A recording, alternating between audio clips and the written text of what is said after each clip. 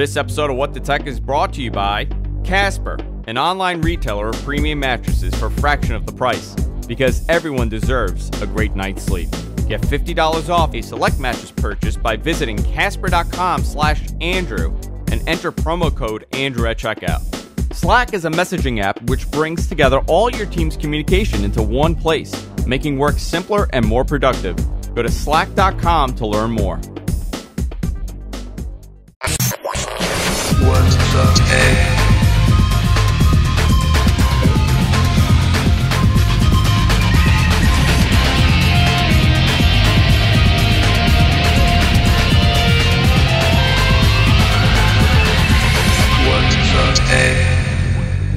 Hey everybody, welcome to What the Tech. I'm Andrew Zarin. Of course, I'm joined by... Actually, Paul's not here again. He's been a bad boy. He's been slacking recently. Actually, he was in Europe, and we couldn't put the show together on Thursday because of my own issues. And once again, we're joined by Mr. John Bubb. How you doing, John? Listen, it's always your issues. It's always my issues. We know you have a lot of issues. You need to bring back that dish, that little dish that you have, your special dish. My special dish needs to come back because it levels everybody out here at the GFQ Network. John is here with us. We're going to do a quick show. We're recording on a Saturday today. We're going to do a quick show because guess what? Yeah, come on, Andrew. Time is money. I know. Time is money. John, actually, last time we did the show, I got a lot of praise over it, and people really enjoyed our picks. And I got a lot of comments about the Elgato and your pick. And ever since talking about your YouTube pick, that's all I see on my YouTube now. Yeah. That's it. That's all I see. Content. It's great content. Great content. John, where can people find you? You can find me here on the GFQ Network and occasionally over at the Gonna Geek Network when I guest host on their show called GonnaGeek.com show. That was called stalling, so I could adjust my camera while you were doing it. Still a pro at this, guys.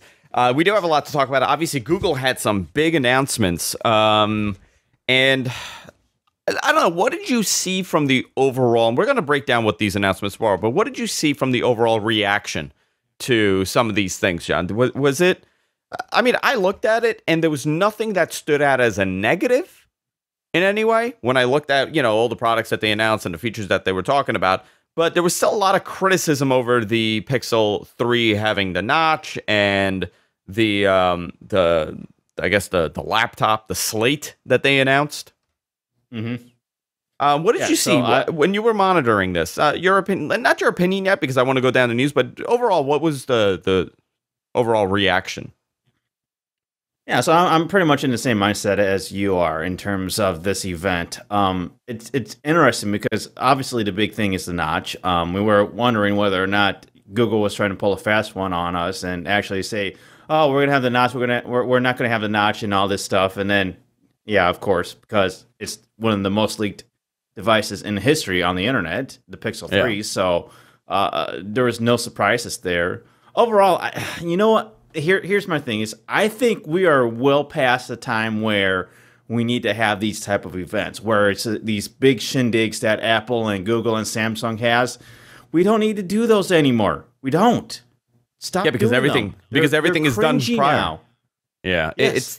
Everything's leaked out. Yeah, you know what it comes down to? I feel like they all, since Apple had great success, over the last couple of years with these events.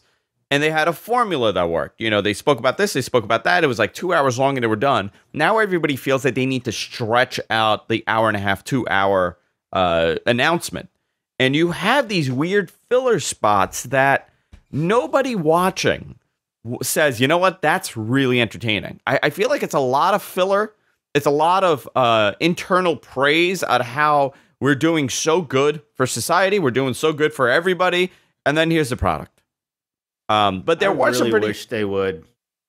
I really wish they would just do a press release announcing the device, all the information, and then hold a demo for the media. That's all they need to do. It was 75 minutes, by the way. Live streamed events. Yeah, it was 75 minutes. And you know where this started? The Apple event was really sought after, and people were very interested in it do you remember how exclusive it was to only Apple users and only you could watch it on Safari and that was it, and people would restream it and have the hundreds of thousands of views restreaming this thing on their own channel. It was a lot of buzz because of that, but now it's really it's gone away, and I think we'll criticize that a little bit more. I do want to talk about the announcements themselves, and then talk about the core of this, and then go into what we think. I actually, before we go on, I do want to say I'm looking to get rid of my Samsung and get the Pixel 3 XL because the camera on this thing is, remarkable when you look at the shots. So, and I do anticipate it to be better than the new iPhone camera. So before we go on and all that, I do want to take a moment and talk about our great sponsor, and that's Slack. I've been discussing Slack for a while. I use it at work almost every single day, except for today. Obviously, I'm not working, but it's an amazing productivity tool that lets you and your group and your departments all come into one and have great discussions and without, going crazy. Email's great, but sometimes it gets convoluted and so many people get tagged on things, and it becomes pretty complicated when you have a thread of 15 people on an email chain and things get missed. What it does, it connects the tools and services you need in one place. Slack allows you to organize your team with real-time messaging, video, and voice calling as well. This is actually great. You can drag and drop your files. You can share your files, all that. And it supports over 1,000 applications. So you could use Zendesk, Salesforce, Google Drive, and a whole lot more. To find out more, go to slack.com. That's slack.com, where work happens. I want to thank Slack for supporting the show. So, John, where do you want to begin with this? With this beautiful announcement that we had. You want to talk about the Pixel 3? Yeah, let's start out with the Pixel 3. And everything that we already knew. Everything that we already knew. Literally everything. Yeah. This is just the thing. It's like, okay, we already know everything. Why do an event? It's just waste of money. Because it's for the media. It's for the media. It's for the, the picking up. Demo stuff. So I'm trying to find, I closed the page with all the specs here, John. Like a dummy. So do you have You are a dummy. Yeah, I am a dummy. Do you have all the specs on this thing? Because okay, here we go. Sorry, Google up, but I found it.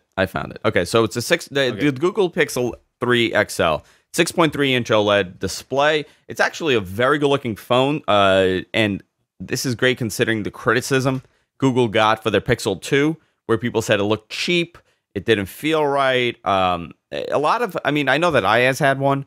I know that Paul had one, and there was a lot of criticism overall with the design of the phone. But this is actually a very good-looking phone. You can notice that there's a chin bezel, and the notch is pretty deep on this thing. So it's a much bigger notch than a lot of people wanted. The AI camera features all make it easier to get the best photos with less fuss, including Top Shot, Super Res Zoom, and Night Sight. The Night Sight was awesome. Did you see that demo of that? No. So it's able to kind of adjust for the night, and it's able to focus in on the proper lighting to let in. Dual front cameras, wide angle lens, so you can fit more in the screen. The Google Pixel is smart enough to screen your calls for you, which is great. Fingerprint you don't get facial recognition in or an in-screen fingerprint sensor, which is interesting. So why put the notch in? John, why put the notch in? Because Apple. Yeah. Why not? I'm sorry. So, it's a beautiful phone. It's a beautiful phone. Both the Pixel 3 and the Pixel 3 XL sport the Snapdragon 845 processor. One's a 5.5-inch screen. One's a 6.3, like I said. They both have a rear 12.2 megapixel camera, and the front camera is the same as well. The battery, however, you got a 3430 milliamp battery with 18-watt fast charging on the XL and a 2915. So it is a bigger battery, and that's good. Same amount of RAM, same amount of storage available on both. It is essentially the same phone, just one's a little bigger, which I kind of like that. They didn't make it, they didn't punish you for going with a smaller phone. Yeah, and the smaller phone does not have the notch. And the smaller phone does not have the notch. Then the notch is only on the XL, which I find very interesting. Yeah. But sadly, I think it's a very, very good looking device. Unfortunately, that notch on the XL really does ruin it for me. I mean, I listen. I get that I'm going to have to accept the fact that the iPhone has a notch. That's just the way it is. I'm hoping perhaps next year they find a way to not do the notch or whatnot. But just this notch visually just ruins the look for me, and especially when you're looking at a video or something like that. When you're looking at videos on your phone, that notch just really does get in the way. So this is the interesting thing. The way that the camera works. By the way, there's only one camera on this phone, on the rear camera, on the rear side of the phone. You don't have, like, Samsung is doing 4 cameras now. They're doing 3 cameras. Apple does 2. So you have to look at this. Yeah, go ahead. A lot of what Google does now is not necessarily hardware, but software. They rely very heavily on their software. Yeah, they do. And it just shows you how much they could do with the software. So they're doing something with AI. And the way that they do this, I was asked this over the week on, what does this mean that it's doing AI? So what it does, let's say you take the camera and you point it out, right? Internally, it snaps multiple shots. It takes a bunch of pictures in succession, and it attempts to choose the right one for you. And apparently, it does a very good job at this. It does a phenomenal job at this, and you could see that they did new. This is nothing new, but there is major improvement with this. Yeah, sure. Everybody has upped their AI game. Yeah, I'm just looking at some of these photos. Like, one was taken at 6 p.m. in Herald Square, and I walk by that every single day almost. And by looking at this photo, what it's doing is it's figuring out what the best exposure is and the aperture is, and it snaps it and it bumps up the HDR. And that kind of, there's an HDR craze, and I get HDR and I understand why some people love it, but it's almost like filling in the colors, It's not a true, like some of these photos I'm looking at, it looks a little cartoonish. And these are actual photos that are taken with the Pixel Pixel 3 XL. Do you know what I mean by that? And people get very upset when I say that. When too much HDR is used, it doesn't look real at all. Sure. And it's just, I feel like it's become a trend in photography, especially when you're trying to, make it look as crisp with the color. You kind of bump up the HDR a little bit too much. Even the photo, you remember that shot that they did during the announcement where it was an iPhone XS and it was the Pixel 3, and it was like 3 friends sitting in a park on a rock, and the Pixel was so much brighter, and the iPhone was way darker. I feel like a way you can adjust that. I'm sure that there is with the HDR. You could turn it on or off, but I don't know if that's a critical part in its ability to kind of put this photo together. Because I'm looking at this and I'm zooming in to look at it, but it kind of looks a little unnatural. Even though it looks great, there's some. It's turned up a little bit too much. Obviously, the iPhone one, when you see that shot, looks absolutely terrible, and I'm sure that it's the worst shot that they were, and in the slew of shots that they took with this iPhone, it's they selected the worst possible one. It's marketing, but I do find it amazing that Google's able to do a lot and even more than what Apple's able to do with one lens, with one camera in the back.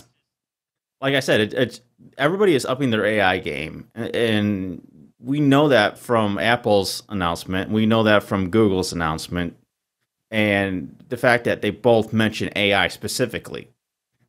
So it's just a matter of everybody upping their game. And in fact, the matter is that even the Pixel 3 is just yet another improvement over the previous generation, and that's really what the cycle is these days. It's just one improvement over another. It's not these huge leaps and bounds that we saw early on with smartphones. But with that said, generational improvements now. I think it's because, and I talk about this with Paul all the time. We got so much innovation in a very short period of time, right? We got the iPhone that came about, and we got the iPad and everything else, all these tablets and the Ultrabook craze. We had so much innovation in like a 5-year block, where now we are in a maturity phase. And when I say that, I don't mean it as a negative. I think that we have come so far with the technology that we're using, that now we're in maintenance mode, where we're just adding on top and we're fixing these problems and we're making it more convenient for us. Look at Samsung. Sure. You look at Samsung, look at what every manufacturer is doing. I feel like the last time that we as consumers looked at a product and expected this phenomenal thing, right? The iPad came out of nowhere. I think it was the craze behind the iPad and the success of the iPad. I don't think a lot of people saw that happening. I don't think people realized the ability of this device at the time, and it really had to do with two features: one, a unbelievable ecosystem for apps, and two, phenomenal battery life. The iPad. Nobody talks about the iPad anymore, but it was the iPad 2 that changed everything. That really set the precedence to, okay, this is what a tablet is. This is what it should be. And even to this day, we're quite a few years, quite a few generations past that point. Nobody really is able to keep up and compete with them on that level. So I think that's the fascinating part. Where we're at now, I think, in terms of wow factor, would be AI. Everybody is now really moving into this AI space. The thing with AI, though, is that it's a much slower progression. The improvements are amazing. It's just the fact that we're still very early on in terms of what manufacturers and people like Google and Apple are doing with AI. Yes, they've done stuff with AI in the past, but there's so much more improvements still to be had, and there's still nobody that has quite figured out quite what to do with AI. I think a good example of using AI is what Google and Apple are doing to increase the quality of photos when you take a photo. I think that's a good example of the improvements that we're getting with AI. AI is going to continue to improve. And I'll give you another example of why I think that. So NVIDIA just launched a new graphics line, and a lot of that has to do with real-time ray tracing, and a lot of that is because of AI. So like if you're a game developer, you can actually go to NVIDIA and say, hey, will you run my game through your supercomputer and do all the AI assets and all that stuff so that it runs faster and better and more optimized? And they'll do that for free. So I think that's amazing. AI is something that's going to be something that becomes more prevalent in terms of everything that we're using. I think, overall software. No, absolutely. Because you think about, let's skip the AI part, right? Let's go backwards. Let's go to software. And John, you have been editing video, editing audio. You've been doing live production for how long now? Right? With me. Like 10 years. How much in 10 years ago compared to what we have today? And let's forget about 10 years. Let's go 5 years, right? Let's make it within reach. How much easier has it gotten for us to produce content? Oh, there's just new tools out there. That's really what it comes down to. Is there's so many new tools.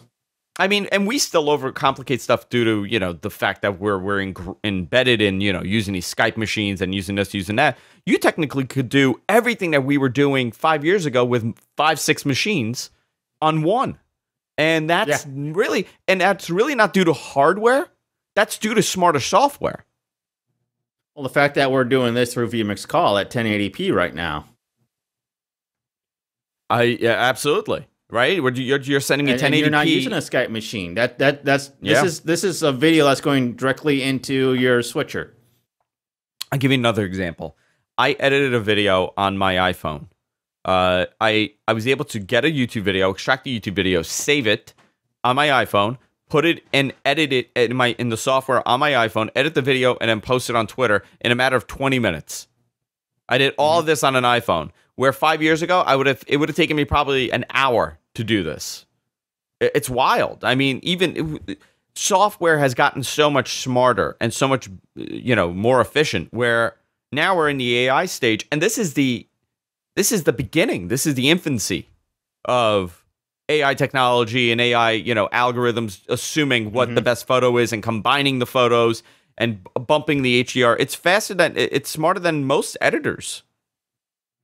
I think that's what we're going to see. Is we're going to see AI more prevalent in the software that we use, and not just in a gimmicky way, like, oh, we can measure this, or we can do this little gimmicky game with our other friends and do this augmented mixed reality type of deal. This game that just looks goofy and doesn't really work that well.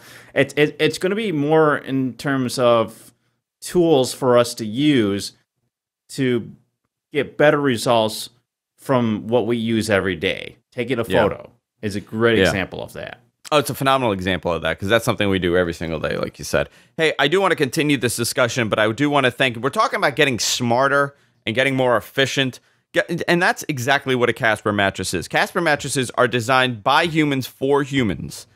They combine multiple supportive memory foams with the quality sleep surface that just the right sink and just the right bounce. I have to tell you, I tell the story every single time, and this is... I feel like, I could read something that they provided to me. Like I could tell you that, you get $50 towards your select mattress purchase by going to Casper.com/Andrew. But my personal experience is something that,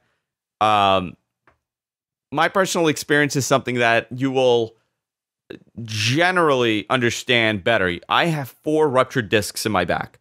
This happened about 10 years ago. It was Memorial Day weekend, 2007. I was barbecuing. I stood up and I could not move. As they say in wrestling, this is a shoot, what I'm telling you. So I couldn't move, right? I was in pain. I went to doctor. I did epidurals. I did all this stuff. And I started dieting. I started eating better, and the pain kind of started going away. I was told surgery would be the only thing. I did not want to do surgery. But one thing that was brutal for me was waking up in the mornings, and that's because of the mattress I had. I was convinced that I had to go to one of these big box mattress shops, and they laid me down on this thing, and they said, oh, your ankles are a 5, but your knees are a 6, and your back is a 12, so this is the best mattress for you. And guess what it was? It was the most expensive mattress they had in the shop.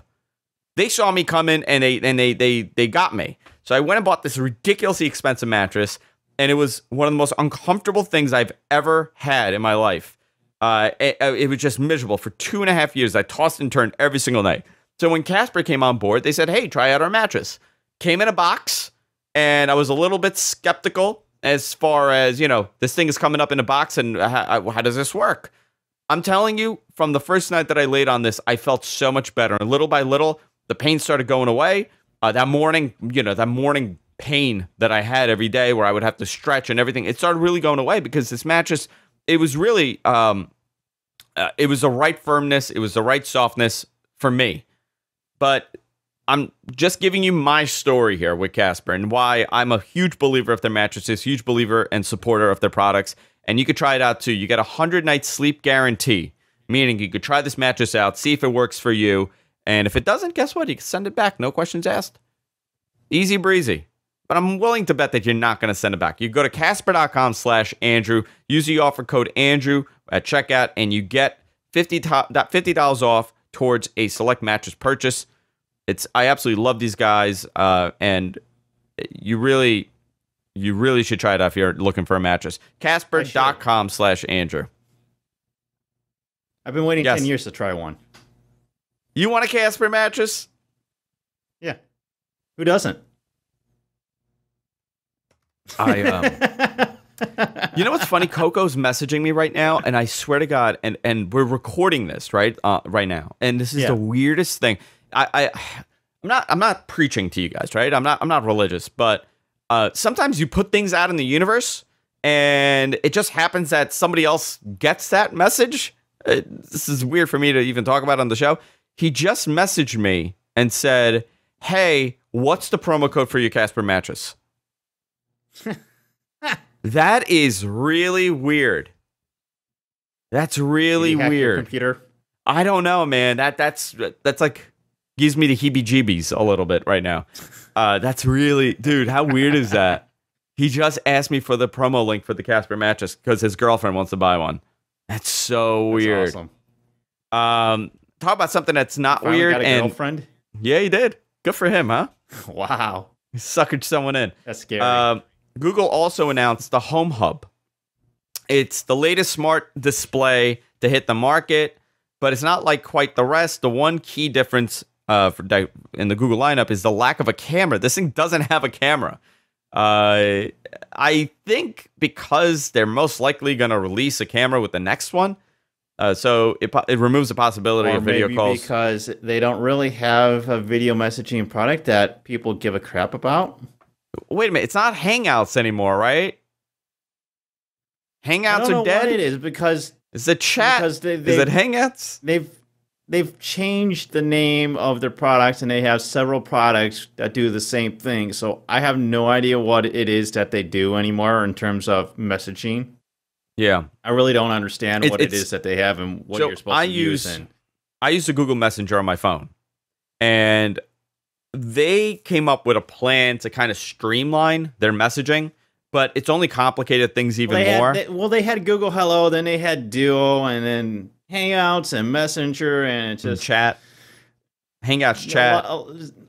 Different products with very similar behavior and functions, and it's just like, what are people supposed to use? How are they supposed to use it? And why do you have so many products that do virtually the same thing? So, by the way, Facebook also announced the Facebook portal. That was another thing. This thing is just dumb. So they announced the Facebook portal. So nobody could have bought a Facebook portal. I can tell you that right now. Why do you think that?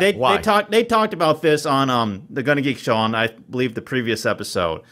It's just, why would anybody buy something from Facebook that does this that nobody needs? It's a product that Facebook wants, but nobody needs. So essentially, it's a hands-free video calling system with Alexa built in. Correct? That's all it is? I don't know that I would even go that far with it, because it's a very limited device. It's not full on Alexa. Yeah, but it's just a chat service. It will not do the same exact stuff as an Alexa, because it's from Facebook. It's using APIs, and I don't know that they have the same access as an actual Amazon Echo. Okay. I don't know. This is a weird market. So Google releases this thing. It's a 7-inch display. It's the smallest one on the market. It's also the cheapest one on the market at $149. Wi-Fi, Bluetooth, no camera. Oh, the Amazon Facebook portal thing is $349, by the way. No, $349. No, wait, $349 for the big one, for the 15.6 inch. They also have a $199 10.1 inch. Yeah, nobody's going to spend $200 on that either. Yeah. But Alexa Show, displays, right? It's Alexa Show's $229. What do you think of that? At least that's a full-on Echo.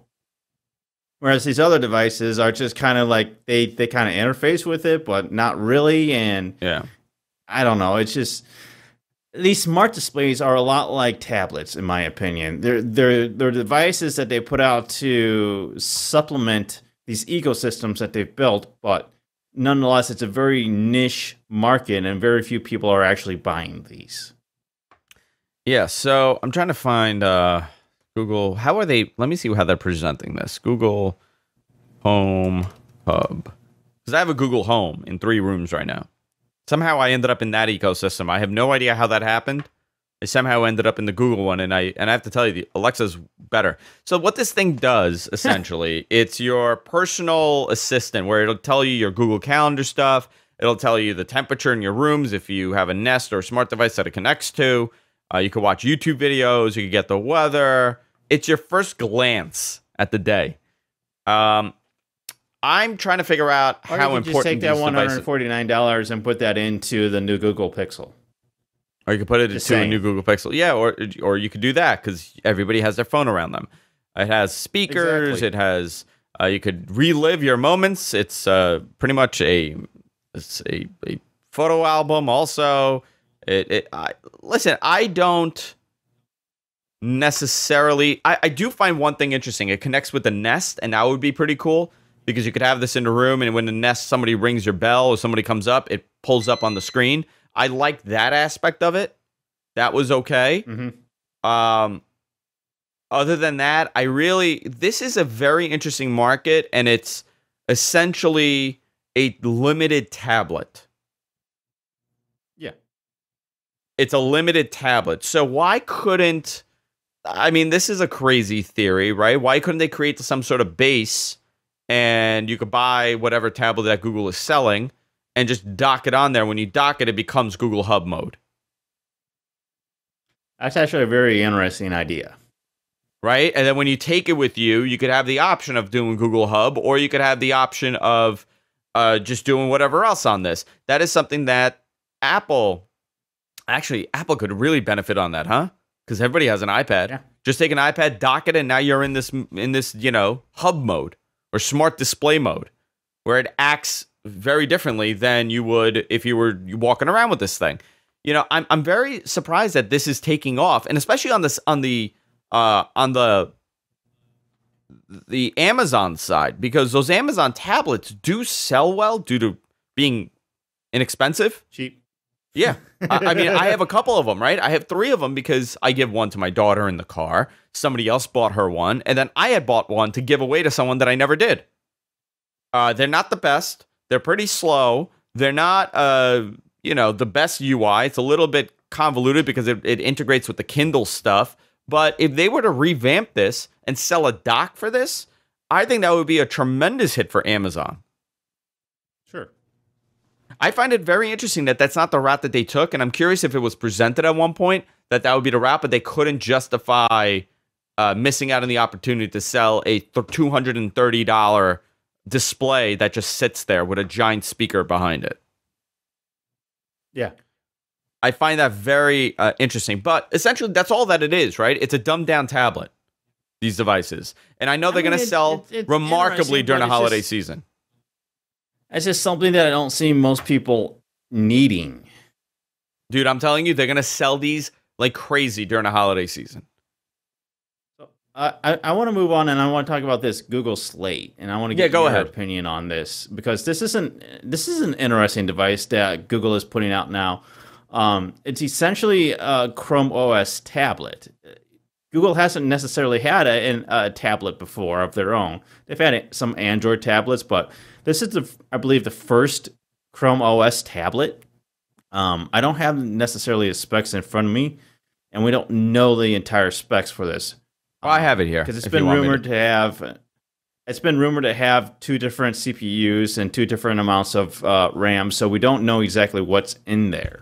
So here you go. So you have a Celeron processor. That's the cheapest one with 4 gigs of RAM, 32 gigabytes of storage, or 8 gigs of RAM at 64 gigs. Models. There's multiple models. Wait, there's multiple models. So you have that's the Celeron processor. Then you have the 8th generation Intel M3 processor at $799. That's 8 gigs of RAM, 64 gigs of storage. Then you have an i5 version at 8 gigs of RAM, 128 gigabytes of storage at $999. And then you have an i7 version with 16 gigs of RAM, 256 gigabytes of storage for $1599. That's going to be a very interesting device, and see how that does. Well, I'll tell you. I suspect it might not do that great, but it has potential. I mean, but it has potential for one reason, right? I was thinking about, how do people use these devices? How are people using their computers every day? And I'm just going based on my habits, how I use my computer. I have my Messenger, whatever I use. I mean, obviously I'm using iMessage, but I have iMessage and Skype. I don't necessarily have to use iMessage. I could use whatever Google is providing for their messaging. I use my web browser, which is Chrome. I watch videos on YouTube. I use Google Drive all day long. I listen to Spotify.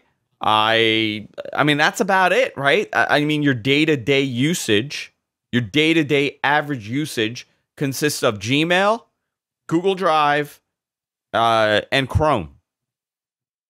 This could potentially have a marketplace. It's a good-looking device, too. It's a very good-looking device, but why would I pay $1,600 for this? No, That's just the buy a question. laptop at that point. I would buy a laptop. I would buy something with a little bit more flexibility. It's not about what I use every day. It's about what I can't use when I want to use it. That's how most consumers are thinking. That's always the, think about it like the big car skim, the undercoating. Get the $500 undercoating package with your Buick. It's not about needing it at that moment. It's about what if I need this? What if I need to download whatever? Did this make you think of another product that came out a few years ago? What product are you talking about? I was gonna say it's a Surface competitor, obviously. Yes. Yeah. But it's got a very similar name to some other product that came out a few years ago. Do you remember the madness behind the Slate craze? Is that what you're talking about? The HP when the iPhone Slate. Yeah, so the rumors were when the iPad got announced that it was going to be called the Slate. And at that point, tablets, I think the PC market was kind of shifting to the Slate term because they really didn't want it to be called a tablet. They wanted to be, they were looking for something else. And they jumped the gun and people started naming their products Slates, and HP was the first one to name their product the Slate, and it didn't go anywhere, right? It really fell apart at that point. HP wasn't actually in a terrible position at that point. HP still sells Slate HP tablets. Slate. Yeah. So to me, as a tech enthusiast, this confuses me. The fact that, okay, Google is selling a Slate and HP is selling a product with the same name called Slate. It'd be great if we see a bump in HP Slate sales now. I mean, listen, I do think that there is a place for Chrome OS. I don't know what that place really is. And I think it's going to be a integration between Android and Chrome OS. Sure. To me, I feel like Google is still treating Chrome OS as an experience. They still haven't quite figured out what they want to do with it, how it's going to be marketed, how people are supposed to use it. It's just one of those things that, like Google does, they've thrown something against the wall, see if it sticks. Never really put too much weight behind it. It is what it is. I mean, they're doing a little bit more work with Chrome OS now, but that's mainly to make it tablet ready. Yeah. So it's another one of those products that Google has started, and what does Google do with it going forward? It's one of those things that, do you trust getting a Chrome OS product? You've had a Chrome OS product. What do you do with that now? Nothing. It just sits there. My brother has it. Yeah. But do you know why I don't use it? Because they kind of screwed me when I went to buy it. They said, oh, well, Android apps are going to be running on this thing. Android apps are going to be running on this thing. And it never came. They said, well, this holiday season, you'll get Android apps on this. So holiday season came, holiday season went, a year came, and a year went. And nothing happened. So I have no interest now in using it. It just sits there. I think I used it when my Mac was in repair. I used it for a little bit for that. And, let me tell you, it got the job done. I could watch my YouTube videos. I could do my chatting. Everything worked. But it's when it's really never taken off, and Google has really never put enough into it for it to take off. Yeah. Well, I think that's the Google mentality, right? Oh, sure. You start something and you see where it goes, and then you forget about it for a little bit. I've gotten turned off a little bit to Google lately in terms of just some of the stuff that they're doing. It's like Google is not the best out there for everything. No, especially with hardware, but they did hit the nail on the head with this Pixel. I think this is a very good device. But it's not necessarily something that if you have the Pixel 2, you don't need to go out and get this. It's just maybe like not. Every other smartphone. If you've got the previous generation, you don't need to get the next generation. You can wait a year or more. Yeah. But someone like me may jump over. So that's part of it, right? Deal with the notch. I probably could. I could probably deal with it. Was there? Yeah, they also released a third generation Chromecast, which a lot of people were not aware of. They also announced a new Chromecast with a little bit of a refined design. The device now supports up to 1080p streaming on 60 FPS. It also does Wi-Fi 802.11ac, still powered by micro USB, and there is no Type-C just yet. It does a lot of the latest stuff that you would want from such a device. Yeah, so they also released Pixel Buds. I don't know if you saw these things, but they're kind of hideous. Yeah, they're USB Type-C earbuds. I mean, they're nice and small, but I don't know. That gray is just hideous. The earbuds will sell for $30, and they come with all the features that the $160 Pixel Bud comes with. Isn't that fascinating? Yeah, okay. You can reach Google Assist, hear your notifications by simply pressing the volume button on the back control, and the earbuds only come in white. So you can get those as well. Also, Google launches Pixel branded premium Chromebook tablet. Let's see.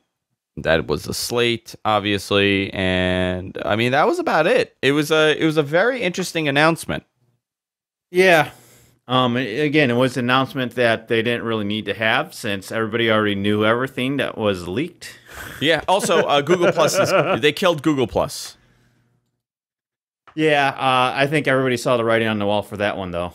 After all that came down to the fact that their APIs for Google Plus are crap and have the potential to be unsecured, and they didn't want to do anything with it, so they said, "Oh, well." They're getting rid of Google Plus for consumers. Yeah. But what does that mean for everything else? Such as... I mean, here's something interesting. They had communities. They had big... Hardly anybody used Google Plus on the consumer side. Yeah. I mean, it got really big for communities, but Facebook took over that when they added group support. So that kind of... Sure. hurt them on that side, but really Google Plus never took off the way that they wanted it to, and it was very forceful. It got convoluted. You had to have a Google Plus account to get a YouTube account, and things were tied in, and they weren't tied in, and together. They're still linked together. If you want to change your name on YouTube, you have to go to Google Plus and edit it on Google Plus. So I don't know what's going to happen when that goes away. It makes no sense. So to update the name on my YouTube, I have to go to Google Plus, which changes it everywhere on Google. Yeah. Yeah. No, I'm sorry. YouTube needs to be separate from everything else that Google does in terms of settings. So weird. Yeah. So that's gone, and we'll see what happens. Maybe they'll dive in with another social media platform. I hope they don't. I think they lost the battle on that one. Yeah, a lot of stuff that they do socially just doesn't work anymore. I mean, who's to say what they might do in the future? But their track record in regards to these products just is not there. Google Plus, Google Hangouts, Google Duo, Google Hello. I mean, the writing is on the wall when you look at those particular products. Yeah. Yeah. We'll see. All right, John, let's wrap it up. What do you say? Sure. Let's wrap it up. Thank you guys for tuning in. John, where can people find out more about you? You can follow me on Twitter at Suncast. That's SUNKAST. You can also see me on GFQnetwork.com. Excellent. Guys, Paul is back next week, so we'll go over a lot more stuff with him in detail and cover some of this Microsoft stuff also with him. I wanted to kind of stay away, and I wanted to save it for Paul. And that's it for this week. We'll see you all later.